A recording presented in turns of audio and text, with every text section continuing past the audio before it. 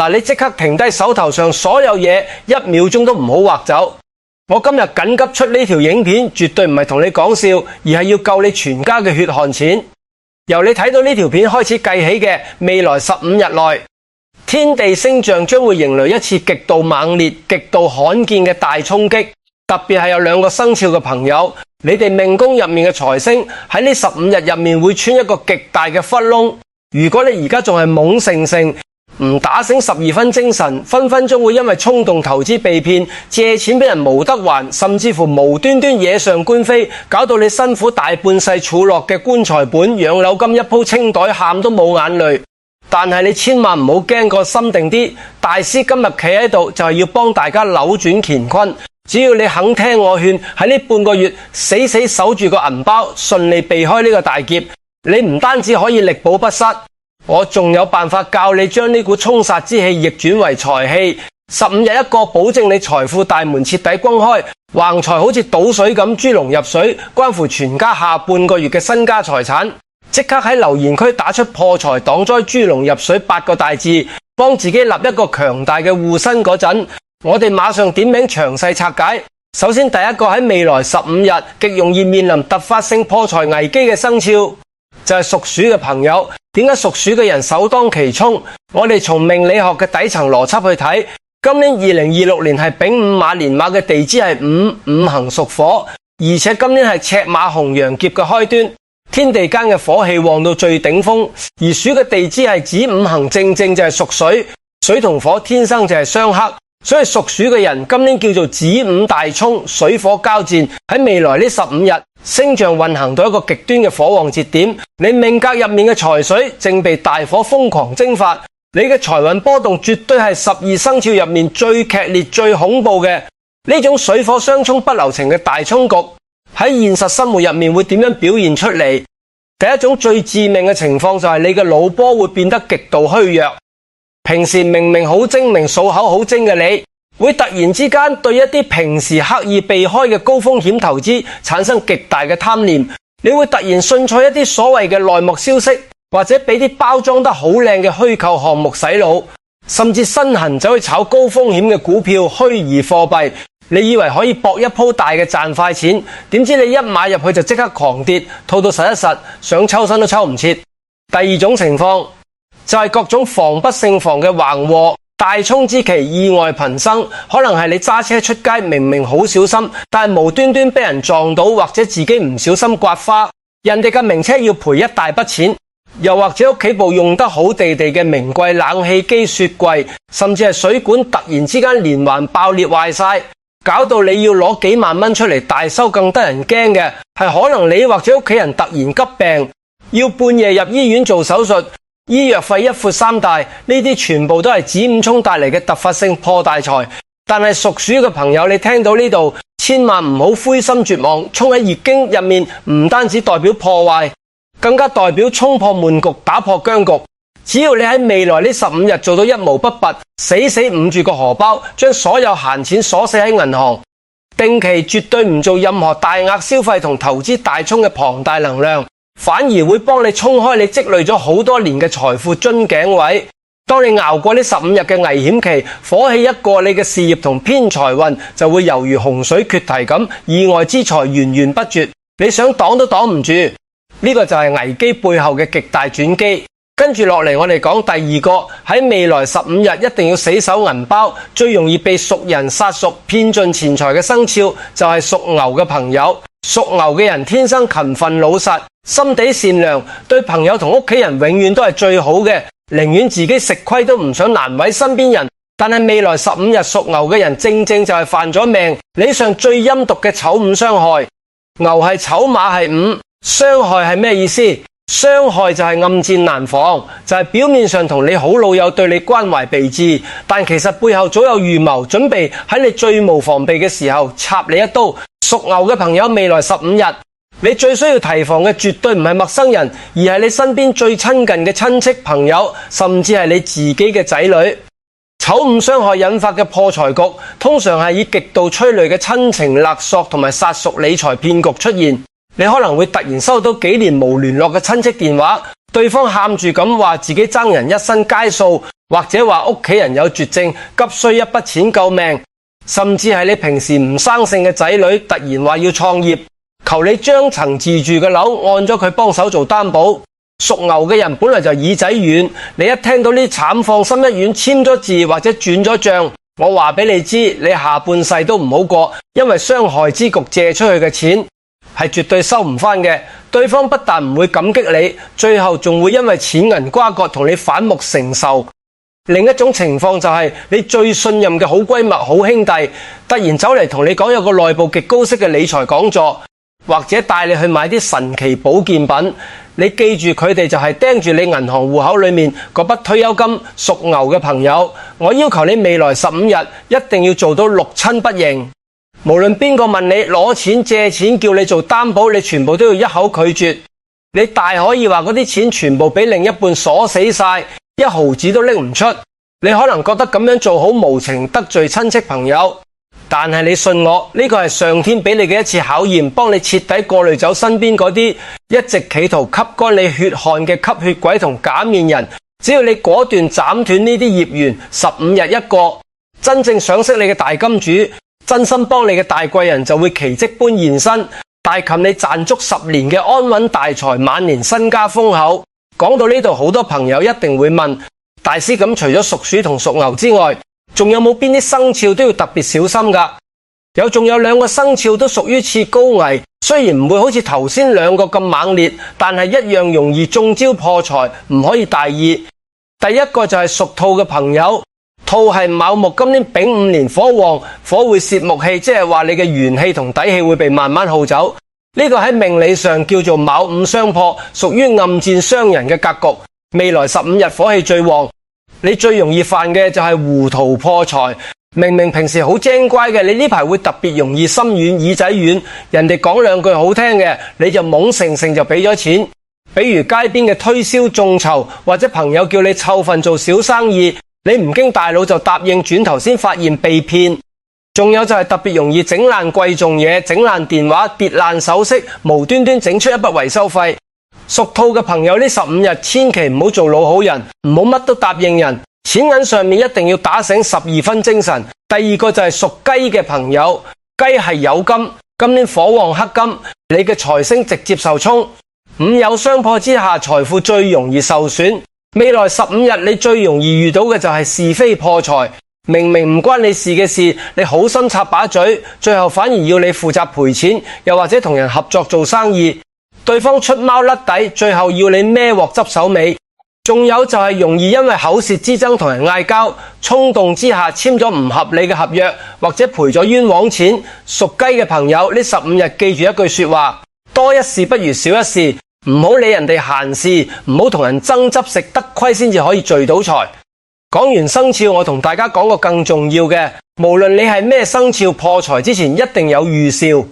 只係好多人唔識睇，白白錯過咗化解嘅時機。今日我教大家6個最常見嘅破財預警，中咗2個以上，你就要即刻小心誤實個荷包，千祈唔好大意。第一個預兆就係最近成日整爛嘢，今日整爛隻杯，聽日整爛個電話殼，後日拉鏈都壞埋。呢啲唔係普通嘅唔小心，而係你嘅氣場開始不穩，煞氣開始干擾你嘅生活，再落去就會變成大破財。我有個客舊年就係咁1個星期整爛3樣嘢，仲笑自己黑仔，結果唔夠10日就俾人呃咗10幾萬，追都追唔返。第二個預兆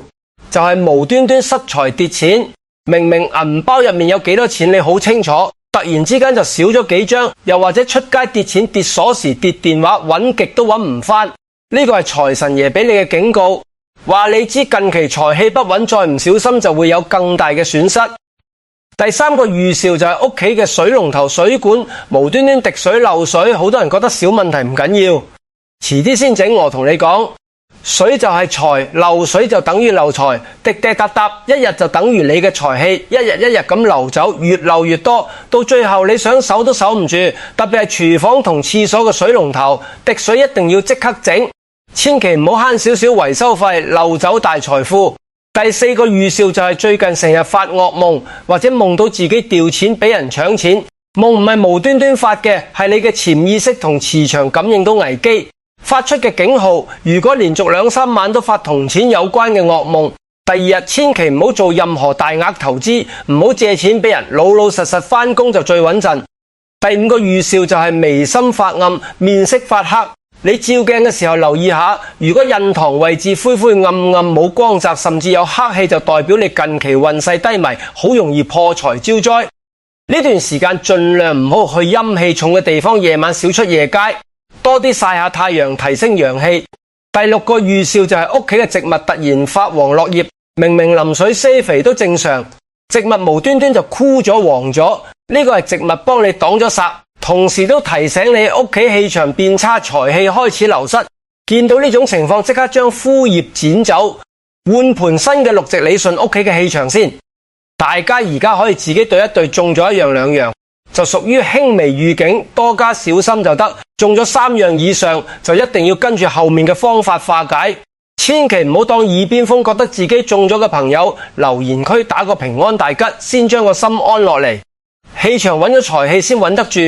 如果你無講中以上2個生肖，你千萬唔好得戚，更加唔好掉以輕心。未來15日嘅星象大波動係一種無差別嘅宇宙磁場攻擊，大環境嘅氣場極度混亂，所有人嘅財運都處於一個極度脆弱嘅邊緣。為咗保住大家嘅福氣，我要求所有睇緊呢條影片嘅朋友，未來15日必須嚴格遵守以下3大破財死忌。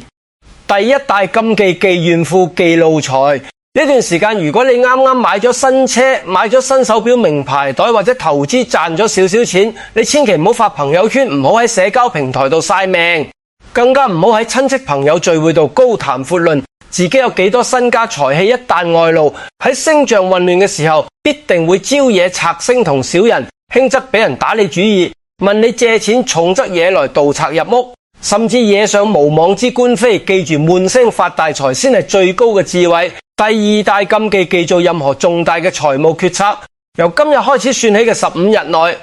如果你準備買樓落定金、簽極大嘅商業合同、大額轉賬，甚至係轉工跳槽，全部同我即刻叫停，拖到15日之後先至決定。呢段陰陽交替、磁場不穩嘅時期，你嘅判斷力係最容易出現嚴重偏差嘅。你以為睇得好準嘅投資，99%都係充滿陷阱嘅死局，引得一時風平浪靜。第3大禁忌，大門口忌堆放任何雜物同垃圾。我講過無數次，大門係全屋嘅納氣之口，未來15日外界煞氣極重。如果你大門口仲堆滿舊鞋、爛遮、枯死嘅植物，又或者發臭嘅垃圾桶，外面嘅破財煞氣第一時間就會暢通無阻，衝入你間屋，污染晒全家人嘅磁場。聽日一早即刻將大門口打掃到一塵不染，保持光猛通風，咁樣財神爺先至揾得到路入你屋企。除咗呢3大死忌之外，我仲要同大家講4個好多家庭日日都犯但完全唔知情嘅居家漏財小細節。呢啲嘢雖然細，但日積月累，一樣會將你嘅財氣漏得一乾二淨。聽日記得一齊檢查清楚。第1個細節就係屋企嘅飯桌餐台，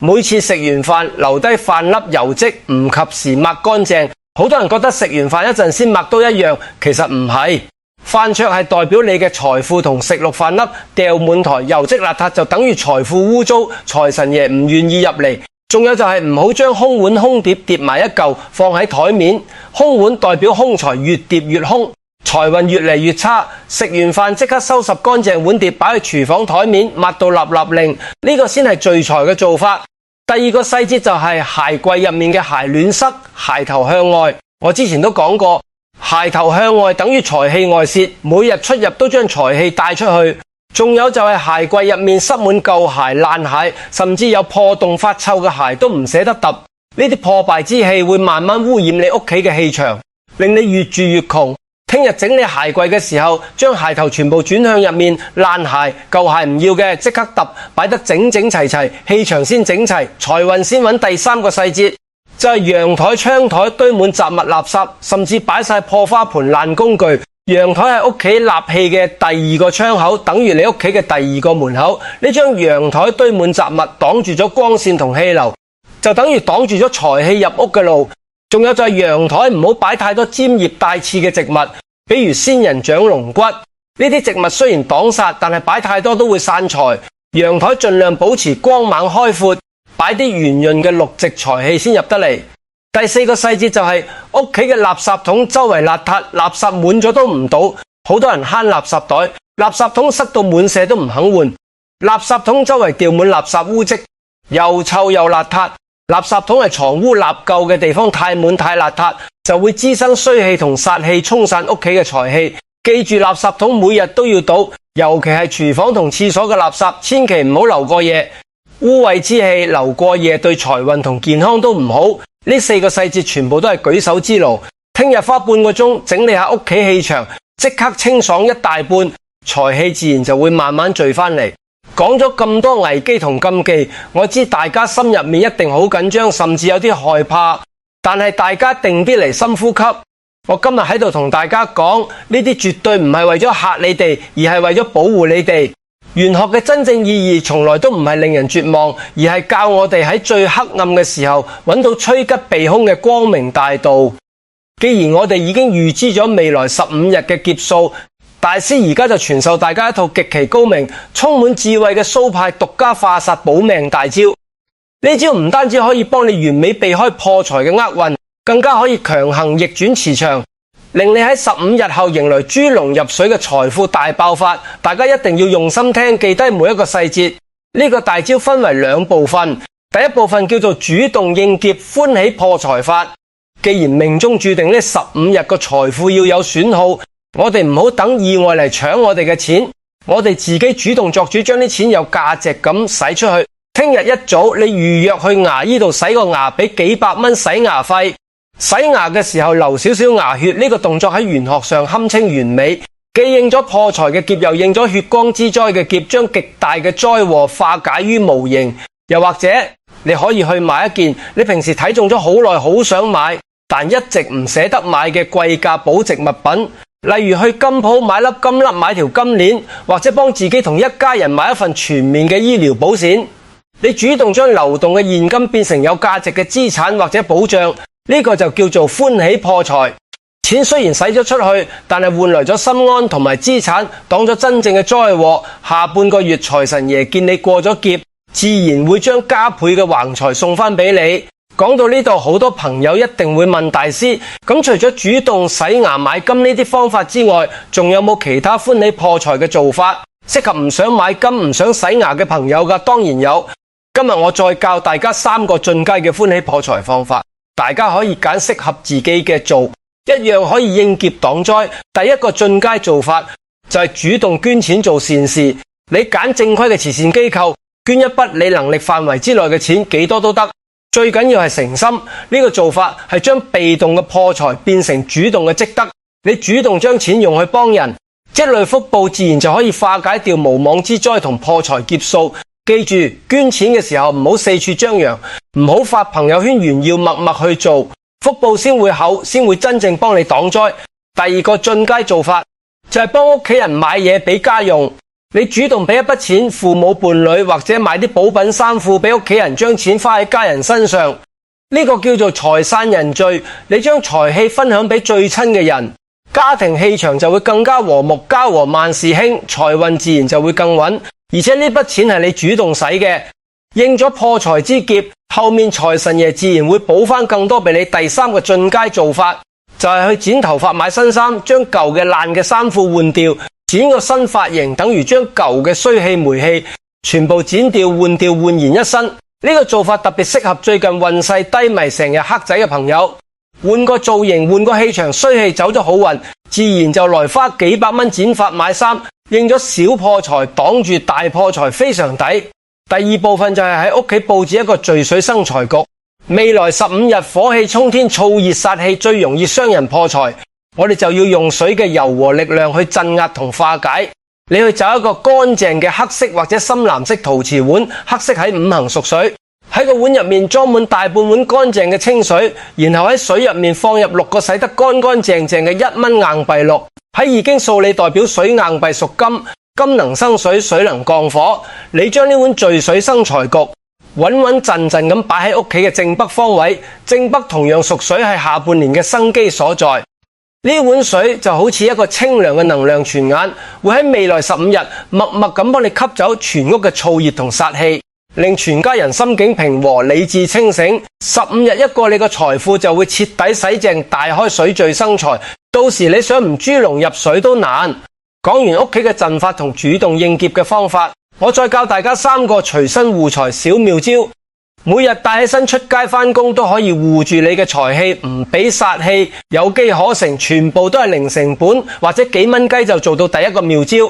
就係銀包裏面放一小包粗鹽，你揾個小密封袋裝一小撮粗鹽，放喺銀包最入面嘅夾層。粗鹽可以辟邪化煞，擋住外面嘅負能量同小人之氣，同時都可以穩住你嘅財氣，唔會無端端漏財。記得每個月換一次新嘅粗鹽，舊嘅直接沖落廁所就得，簡單又方便。第二個妙招就係出門前摸下額頭，拍3下三袖。朝早出門之前，用右手摸3下自己嘅印堂，即係額頭中間位置，提一提自己嘅陽氣，令自己精神啲，煞氣唔容易埋身。然後拍3下兩邊三袖，寓意拍走衰氣，乾乾淨淨出門。呢個動作幾秒鐘就做完，日日堅持，效果會越嚟越明顯。第3個妙招就係隨身帶一樣紅色嘅小物件，比如紅色嘅手繩、紅色嘅利是封，甚至紅色嘅襪都得。紅色屬火，代表陽氣，可以辟邪擋煞。尤其係呢段時間火氣旺，紅色可以幫你穩住氣場，唔俾陰邪之氣入侵。夜晚出夜街、去醫院、去人多雜亂嘅地方，帶住紅色物件，就等於帶咗個小型護身符。最後我再教大家一個每日都可以做嘅補財小儀式，每晚瞓之前花1分鐘就得，配合個聚水生財局一齊做，聚財效果翻倍。好簡單，每晚瞓覺之前，你企喺屋企嘅正北方，即係你擺聚水碗嘅位置附近，雙手合十，心入面默念3遍。今日財氣歸富，災厄遠離，合家平安，財運亨通。念完之後，睇一眼個水碗，想象碗入面嘅水發出柔和嘅白光，將成間屋都包住，所有衰氣都進唔來，然後就可以安心瞓覺。呢個儀式唔使燒香，唔使拜神，純粹係用你嘅念力去強化財富，將一日入嚟嘅財氣鎖住，唔會瞓一覺就流走。心越誠，效果就越好。15日堅持落嚟，你會明顯感覺到自己嘅精神好咗，做嘢順咗，財運自然就會越嚟越旺。各位朋友，人生在世，錢無咗其實可以再賺，但係一世人辛辛苦苦積攢落嚟嘅心血，如果因為一時糊塗、一時貪念或者唔識得避忌而被騙走敗光，嗰種痛徹心扉嘅感覺真係死都唔眼閉。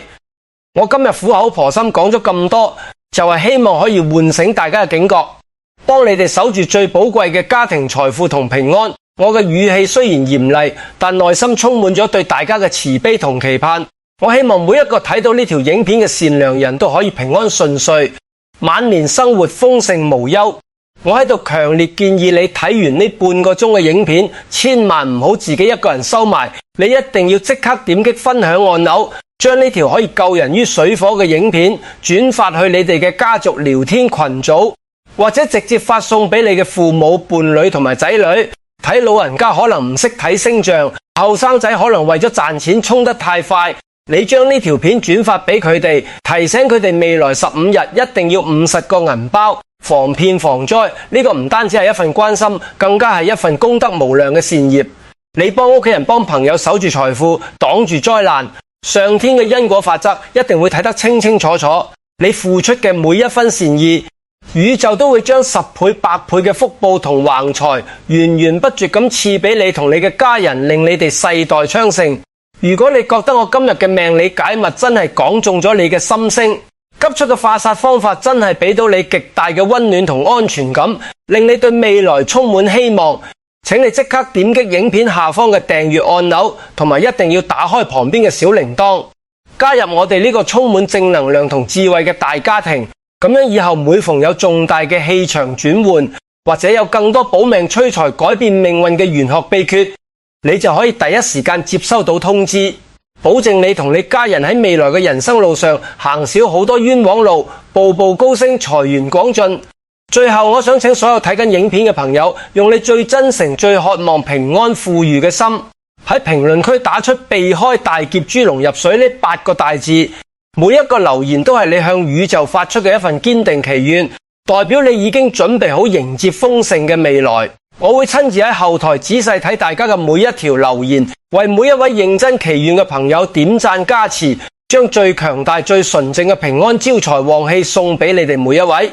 祝願大家喺未來嘅15日平平安安，順利渡劫15日過後，財富大開，橫財就手，一家人齊齊整整，幸福快樂。多謝大家嘅耐心收睇同支持，我哋下期節目再為大家拆解更多命運天機，祝大家財運亨通，下次見。